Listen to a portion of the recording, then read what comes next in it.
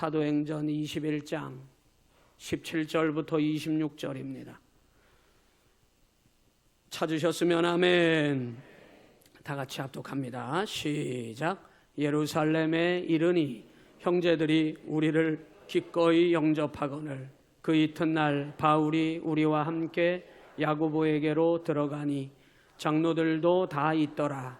바울이 문안하고 하나님이 자기의 사역으로 말미암아 이방 가운데서 하신 일을 낱낱이 말하니 그들이 듣고 하나님께 영광을 돌리고 바울더러 이르되 형제여 그대도 보는 바에 유대인 중에 믿는 자 수만 명이 있으니 다 율법의 열성을 가진 자라. 내가 이방에 있는 모든 유대인을 가르치되 모세를 배반하고 아들들에게 할례를 행하지 말고 또 관습을 지키지 말라 한다 함을 그들이 들었도다. 그러면 어찌할꼬 그들이 필연 그대가 온 것을 들으리니 우리가 말하는 이대로 하라. 서원한 네 사람이 우리에게 있으니 그들을 데리고 함께 결례를 행하고 그들을 위하여 비용을 내어 머리를 깎게 하라. 그러면 모든 사람이 그대에 대하여 들은 것이 사실이 아니고 그대도 율법을 지켜 행하는 줄로 알 것이라. 주를 믿는 이방인에게는 우리가 우상의 제물과 피와 목매어 죽인 것과 음행을 피할 것을 결의하고 편지하였느니라 하니 바울이 이 사람들을 데리고 이튿날 그들과 함께 결례를 행하고 성전에 들어가서 각 사람을 위하여 제사 드릴 때까지의 결례 기간이 만기된 것을 신고하니라. 옆 사람과 서로 인사하시기 바랍니다. 오늘 성령께서 당신에게 큰 은혜를 부어주시기를 원합니다. 시작. 네, 감사합니다. 아는 것보다 더 중요한 것이 지혜를 갖는 것입니다. 하나님께서 사람에게만 주시는 은사가 여러 가지가 있습니다만은 지식의 은사, 지혜의 은사, 이거 하나님께서 사람에게 주십니다. 그런데 좀 다릅니다. 지식의 은사와 지혜의 은사의 공통점은 하나님께서 항상 우리 인생이 잘못된 길로 빠지지 않도록 항상 옳은 길을 선택하고 옳은 길로 갈 수 있도록 하나님께서 우리에게 주시는 은사인 줄로 믿습니다. 어떻게 하면 이것이 옳을까? 어떻게 하면 이것이 나의 삶에 가장 적합할까? 그것을 우리가 선택해야 하고 고민할 때가 참 많죠. 그때 하나님이 주시는 여러분의 지식으로 판단하는 것이 아니라 이 지혜는 위로부터 하나님이 부어주시는 은사인데 이 지혜를 얻음으로 말미암아 어떻게 하면 옳고 어떻게 하면 적합한 길을 걸어가는 것인지를 날마다 여러분 그 지혜로 점검해내시기를 바랍니다.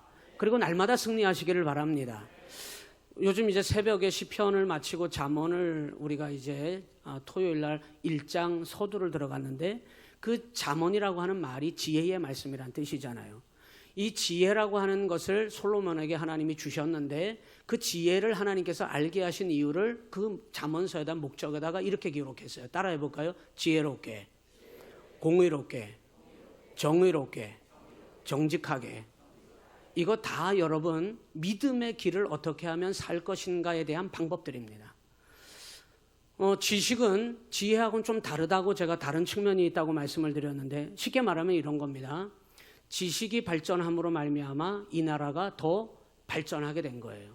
나라가 발전했다는 말은 하나님을 더 경외하게 됐다는 말이냐? 이거하고는 다른 측면이죠. 자동차가 뚝딱 나타났습니다. 이거 지식의 발전으로 발생된 산물입니다. 자동차를 갖게 됐다 그래서 하나님을 경외하지는 않을 수가 있어요. 자동차가 없다 그래서 하나님 못 믿는 거 아닙니다. 자동차 없다 그래도 하나님 잘 믿을 수 있습니다. 지식과는 상관이 없는 거예요. 지식과 지혜는 다릅니다. 아는 것이 힘이야. 배우는 것이 힘이야. 그래서 정말 다른 나라에게 주권을 빼앗기고 식민 통치를 당했던 이 나라가 그것도 모자라 6.25 전쟁이 일어나서 폐허의 잿더미 위에 올라있던 이 나라가 이만큼 급속도로 발전할 수 있었던 이유가 뭐냐? 저는 그렇게 판단합니다. 천연 자원이 풍부해서냐? 아닙니다. 하나님께서 직접 우리의 이 나라의 직접 발달과 직접 재산과 직접 수준을 통하여 이 나라를 이만큼 세워준 줄로 믿습니다. 저도 어릴 때 배워야 돼. 개천에서 용나. 우리의 자녀들이 여러분 다른 거는 몰라도 나는 못 배웠어도 우리의 자녀들이 많이 배워서 지적으로 정말 성공해야 된다고 하는 이것에 온 생을 다 부모들이 자신의 모든 것을 다 들여서 자식을 위해서 투자했잖아요. 그게 지식이라는 겁니다. 그런데 이 지식에 이 지혜를 더하여야만, 이 지혜가 더해져야만 그 지식에 이 지혜로 말미암아 옳은 길이 무엇이냐, 사는 길이 무엇이냐, 번영하는 길이 무엇이냐, 함께 공존하는 길이 무엇이냐, 무엇이 더 덕스럽게 그것이 이루어질 수 있느냐를 우리가 알게 된다는 겁니다. 이 지식으로 말미암아 우리의 삶을 더 번영하게 했지만은 인생을 파괴하고 인생을 죽이는 일도 이 지식으로 말미암아 행하게 된다는 거예요. 대표적인 거 전쟁 무기잖아요. 이 지식으로 발달한 이 전쟁 무기로 인생을 망치고 나라를 망치고 사람을 망치고 인생을 파괴시키는 이런 일들이 얼마나 많이 일어나요. 이 지식은 있는데 지혜가 없으면, 그 지혜 하나 없는데 그 지혜 하나만 딱 빼버리면 그 사람이 지적으로는 충만한데 그 사람 당장에 지혜가 쏙 빠지면 무슨 사람 되냐면 따라서 합니다. 어리석은 사람. 바로 어리석은 사람이 되는 거예요. 지적으로는 충만한데, 지식은 충만한데 이 지혜가 빠져버리면, 이 지혜가 없어지면 어리석은 충만함입니다. 어리석은. 여러분 지식이 대단한데 어리석은 사람이라고 해봐요. 그 사람 손에 무엇을 쥐어줬다가는 위험천만한 일이 벌어지는 것입니다. 오늘 여러분 지혜는, 오늘 성령의 지혜가 우리 교회에 필요하고, 오늘 저와 여러분의 삶 속에 이 성령께서 지혜 주셔야 되는데 이 지혜야말로 믿음의 길을 어떻게 갈 것이냐.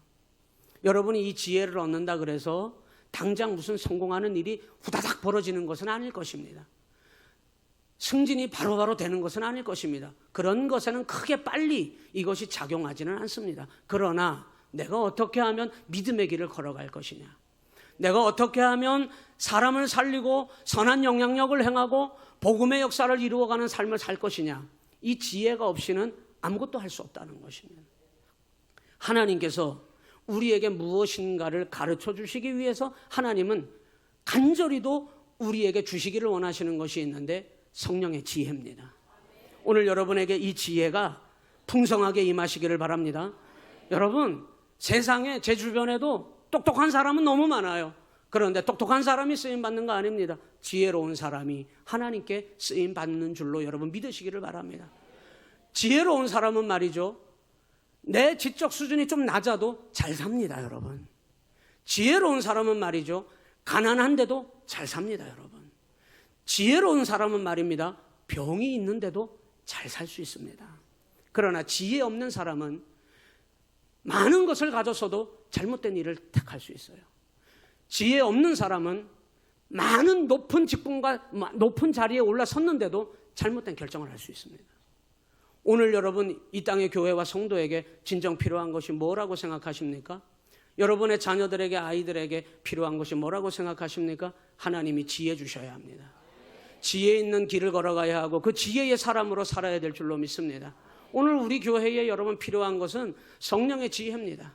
오늘도 하나님이 그 지혜 주셔야 하고 내일도 그 지혜를 가지고 우리가 이 사명 감당하는 우리 시온교회가 되어야 될 줄로 믿습니다. 여러분, 바울 사도는 끊임없이 우리 지난 시간까지 예루살렘에 결박이 기다리고 있고 환란이 기다린다고 하나 성령께서 가라고 하는 이 예루살렘에 드디어 오늘 17절에 보니까 이르렀어요. 17절에 예루살렘에 이르니 형제들이 우리를 기꺼이 영접하였다 그랬습니다. 드디어 이 예루살렘에 바울 일행이 들어가게 되었는데요. 왜 들어갔느냐? 1차적인 목적은 선교 보고하기 위해서 들어간 겁니다. 그 선교 보고라고 하는 것은 예루살렘 교회에는 특별히 이 보고가 필요해요. 왜냐하면 예루살렘 교회는 본디 바울이 이방인의 전도를 위하여 택함받기 전까지는 이방인은 죽었다 깨어나도 구원 못 받는다라고 하는 이 유대인들의 그 관습적인 아주 전통적인 그 지적인 판단 위에 우뚝 선 교회가 예루살렘 교회였거든요. 그런데 바울이 그거를 완전히 깨트려버리고 이방인도 구원받는다는 사실을 이 이방인 선교의 본거지인 안디옥 교회를 통하여 그 사명을 감당하게 됩니다. 나가는 곳마다 유대인들이 생각했던 이방인은 구원받지 못한다고 하는 이 편견을 다 깨트려버리고 이방인에게 복음을 전하니 누구든지 간에 병든 자도 가난한 자도 못 배운 자도 어떤 자도 상관없이 강도와 같은 자도 예수 영접하고 예수 믿었더니 구원의 역사가 그들에게 일어나더라는 거예요. 여러분, 이거만큼 중요한 게 어디 있습니까? 복음의 본질이 뭐예요? 나 구원받았다는 것입니다. 여러분이 아무리 지적 판단이 높고 아무리 대단한 것을 누리고 있는 사람이라도 구원받지 못하면 제가 볼 때는 그렇습니다. 가장 불쌍한 사람입니다.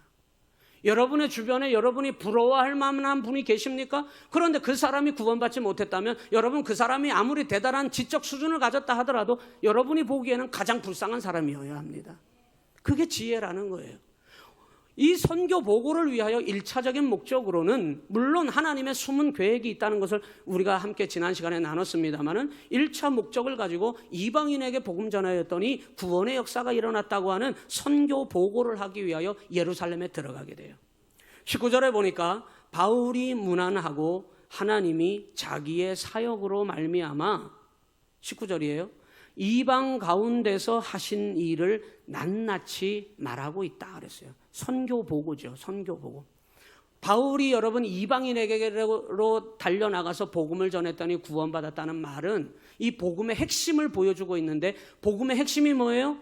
예수 믿음으로 구원받는다.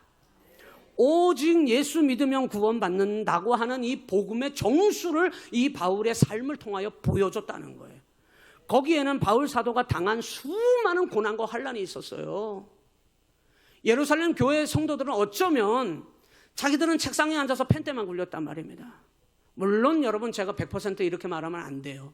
오늘 우리 성도들 가운데도 제가 모르는 정말 복음을 위하여 저보다 더 간절히 기도하고 정말 피땀 흘리고 주를 위하여 복음을 위하여 헌신하는 성도들 많습니다. 그래서 제가 단언할 수는 없지만은 이 예루살렘 교회가 보여준 전통적인 지적 판단의 그 터전은 뭐냐? 앉아서 펜대 굴리는 거예요. 저것들 이방인 저것들은 지옥의 불수시개밖에는 안 돼. 그 사고방식 속에, 그 판단력 속에 복음을 인정하지 않고 예수를 믿음으로 말미암아 구원받는다고 하는 거기에 대하여 이들은 편견을 가지고 있었다는 거예요. 그런 사람들에게 바울 사도가 들어가서 예수의 이름으로, 오직 예수로 구원의 역사가 일어났음을 낱낱이 말하고 있는 거예요. 그런데 여러분, 놀랍게도 이 예루살렘 교회가 그 선교 보고를 받고 하나님께 다 뭐를 돌렸다고 하냐면 영광을 돌리니 그렇게 나와요. 그래서 20절에 보면은 그들이 듣고 하나님께 영광을 돌렸습니다. 여러분, 교회는 이것이면 만족해야 해요. 믿음은 이것으로 만족해야 해요. 목사님, 뭐 다른 거 없습니까? 뭐 다른 것도 없습니까? 하나님께 영광 돌리, 하나님의 영광을 위하여, 그건 잘 알겠는데 뭐 다른 건 없습니까? 여러분, 복음은, 교회는, 성도는 하나님께 영광이면 끝나야 합니다. 우리가 하나님 앞에 무엇인가를 더 원하고 바라고 욕심을 내고, 하나님 뭐 없습니까? 그거 말고는 없습니까? 복음이면 전부여야 하고, 이것이야말로 하나님 영광 받으시면 되는 것이 교회의 길이고 성도의 삶인 것을 우린 인정해야 합니다. 이들이 바로 하나님께 영광을 돌려놓고, 영광을 돌린 이 예루살렘 교회가 바로 막바로 돌변을 해서 뭐라고 하냐면 20절에 형제요, 바울을 향하여 그대도 보는 바에 가르치는 거예요. 설명하는 거예요. 유대인 중에 믿는 자가, 우리 지금 예루살렘 교회가 몇 명인지 알아? 수만 명이 있으니 이렇게 얘기했어요. 여러분, 이때 당시에 어떤 교회가 수만 명이다, 큰 교회입니까? 쥐꼬리만큼 작은 교회입니까? 엄청 큰 교회예요. 엄청 큰 교회. 지금도 수만 명이라 그러면은 이 예루살렘 교회가, 여러분, 자기들이요, 지금 장로들이, 이 지도자들이 바울 앞에 하나 딱 세워놓고 뒷짐 딱 짚고 뭐라고 하냐면, 방금 하나님께 영광을 돌린 사람들이 이렇게 얘기하는 거예요. 뒷짐 딱 쥐고, 우리 교회 수만 명인데 당신 지금 하면서 바울에게 하나씩 지적할 참입니다. 지금 뭘 지적하느냐 이렇게 얘기해요. 그대도 보는 바에 수만 명이 있는데 우리 예루살렘 교회는 어떤 터전 위에 있느냐? 다 뭐의 열성을 가진 자라? 율법의 열성을 가진 자라. 이 말은 뭐냐? 이 예루살렘 교회가 예수를 인정 안 한다는 말이 아닙니다. 여러분에게 예수님 인정 안 할 거예요? 그러면은 어느 누가 아니요 나는 예수님 인정합니다 다 그럴 겁니다. 여러분 우리는 다 믿음으로 살고 있습니다. 예수님 다 인정하시죠? 그런데 여러분 이 사람들 예수 인정 안 한다는 말이 아닙니다. 그런데 우리 예루살렘 교회는 율법의 열성을 가진 자라고 하는 말은 예수만 믿어서 구원받는 게 아니고 구원받으려면 예수 믿고 할례 받아야 돼. 율법을 지키라 이 말이에요.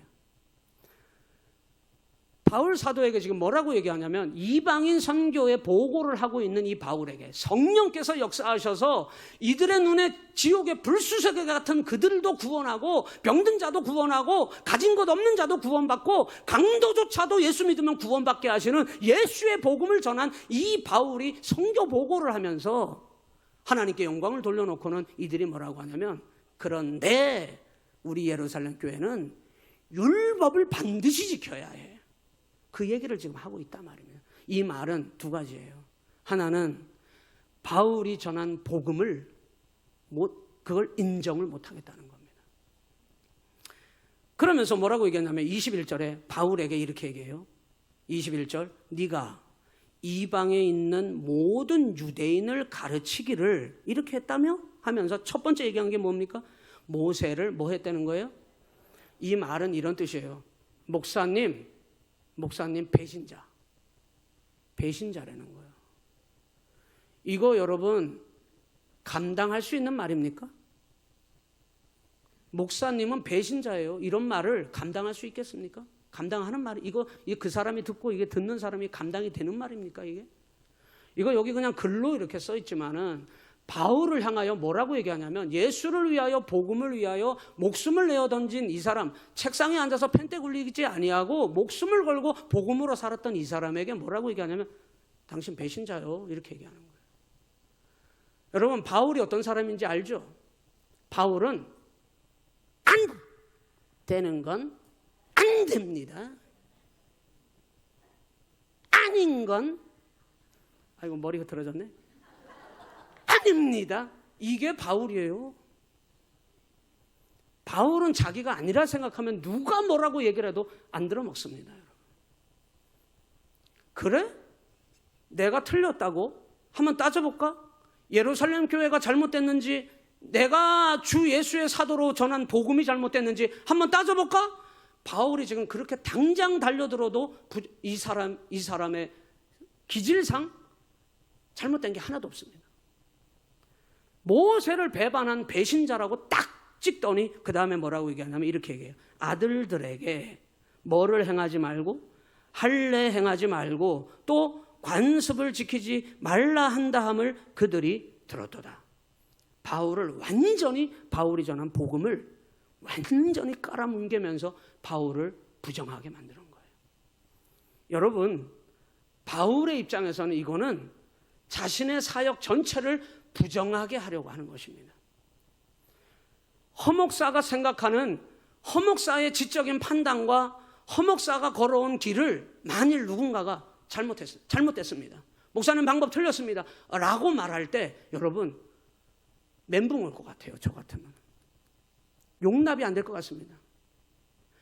가까운 사람일수록 그 말을 한다면 이해할 만한 사람이 그런 말을 한다면 용납이 안 될 것 같습니다. 여러분은 어떨 것 같습니까? 바울의 성정상 더군다나 이 말을 들었을 때 바울은 못 참는 사람입니다. 할례를 행하지 말고 관습을 지키지 말라 한다 하는 이 말은 율법을 어겼다. 네가 나서서 율법 지키지 말라고 했다라고 하는 말을 바울에게 지금 이 예루살렘 교회 지도자들이 따져 묻는 거예요. 이들은 바울이 예루살렘에 선교 보고하러 오기만을 이를 갈고 기다렸다는 거예요. 오기만 해봐라 한번. 두고 보자 이거. 바울 사도 한번 두고 보자 하면서 기다렸다는 듯이 왔을 때 이 바울에게 그렇게 한 거예요. 여러분 예루살렘 교회와 안디옥 교회 바울 사도가 이방인 선교를 하기 위해서 뒤에서 열심히 기도해주고 밀어주었던 안디옥 교회 이방인 교회입니다. 이 두 교회가 갈라지게 생겼어. 아니 바울 사도 자체가 예수 그리스도의 이방인을 위한 복음의 사도로 하나님께 부름을 받았는데 그 복음의 삶을 사는 것이 부정당하게 생긴 거예요. 얼마나 자존심 상하고 얼마나 화가 치밀어 오르고 얼마나 용납할 수 없는 일일까요? 바울에게 있어서는 견딜 수 없는 일이었을 것입니다. 이런 상황이 왔을 때 지적으로 허 목사의 지적인 판단력이 있을 겁니다. 여러분의 지적인 판단력이 있을 겁니다. 예루살렘 교회 지도자들의 지적인 판단력이 있을 것입니다. 바울의 지적인 판단력이 있을 것입니다. 어떻게 해야 해요? 싸워 충돌해야 합니다. 상대방과 싸워서 그들의 생각을 뒤집어서 이겨야 할 것입니다. 네가 오라 내가 오라 내가 오라 너 틀렸어 서로 싸워야 할 것입니다. 여러분 예루살렘 교회는 풍비박산 날 것이고 안디옥 교회는 풍비박산 날 것입니다. 바울 사도는 복음의 길을 걸어온 자신의 사도의 삶이 부정당할 것입니다. 너 율법 지키지 않았어 너 배신자야 라고 낙인 찍고 있는 이 상황 앞에서 여러분 어떻게 입을 닫고 있어요? 억울해 죽겠는데? 여러분 바울이 오라요 예루살렘이 오라요? 네, 바울이 오라요 바울이 오라요. 바울이 말하고 있는 복음이 옳습니다. 여러분 예수를 믿음으로 구원받는 게 맞습니다. 여러분 그런데 옳고 그름을 따진다면 바울이 옳은 게 맞는데 바울이 여러분 어떻게 반응하느냐? 22절에 시작. 그러면 어찌할꼬 그들이 필연 그대가 온 것을 들으리니 우리가 말하는 이대로 하라. 서원한 네 사람이 우리에게 있는데 그들을 데리고 함께 결례를 행하고 그들을 위하여 비용을 내어 머리를 깎게 하라. 그러면 모든 사람이 그대에 대하여 들은 것이 사실이 아니고 그대도 율법을 지켜 행하는 줄로 알게 될 것이라.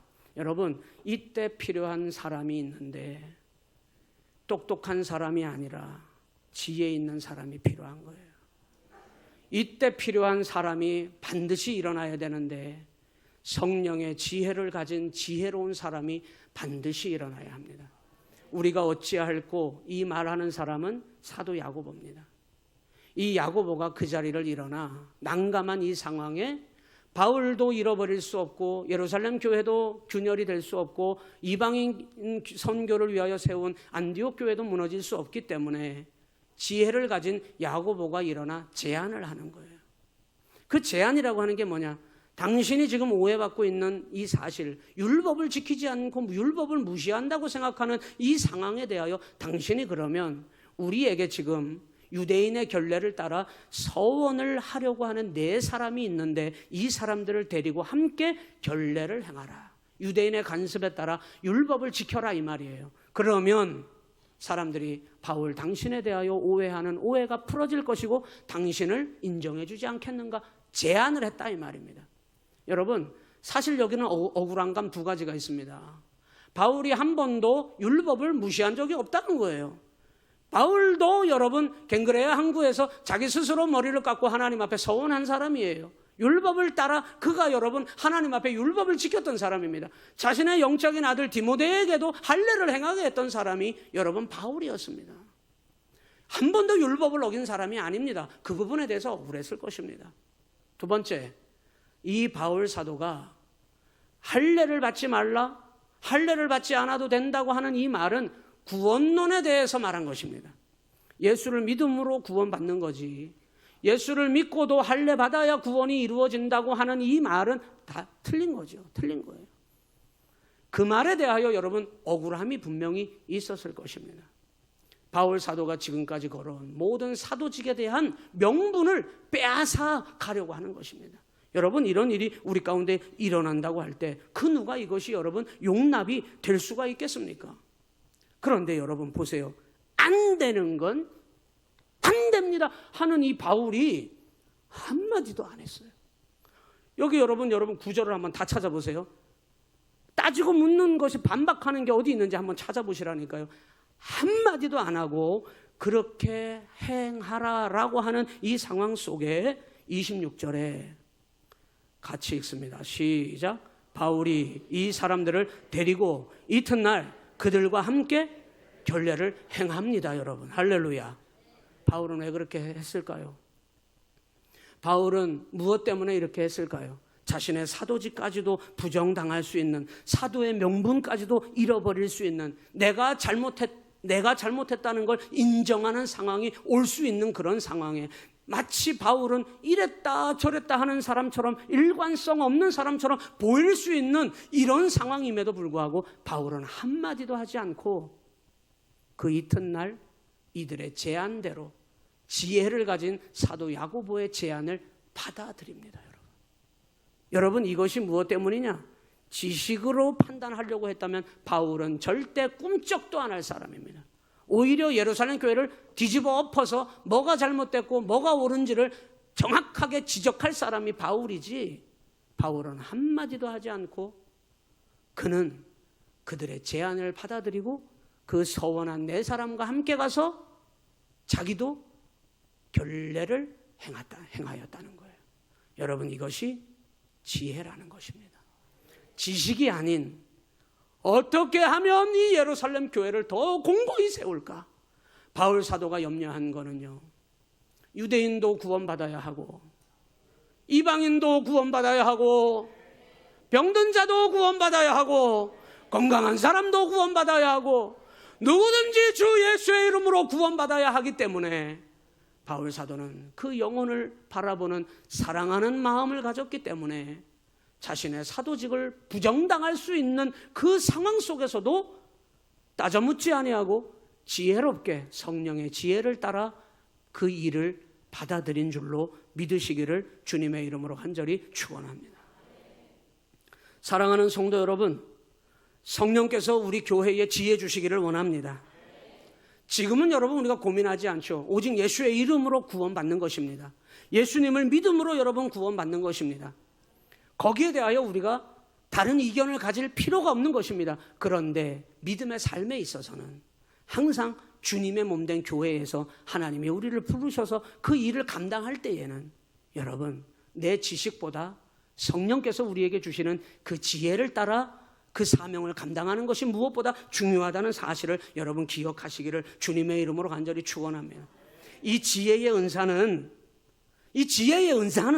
반드시 사랑이 있는 자에게 부어주신다는 것을 여러분 기억해야 해요.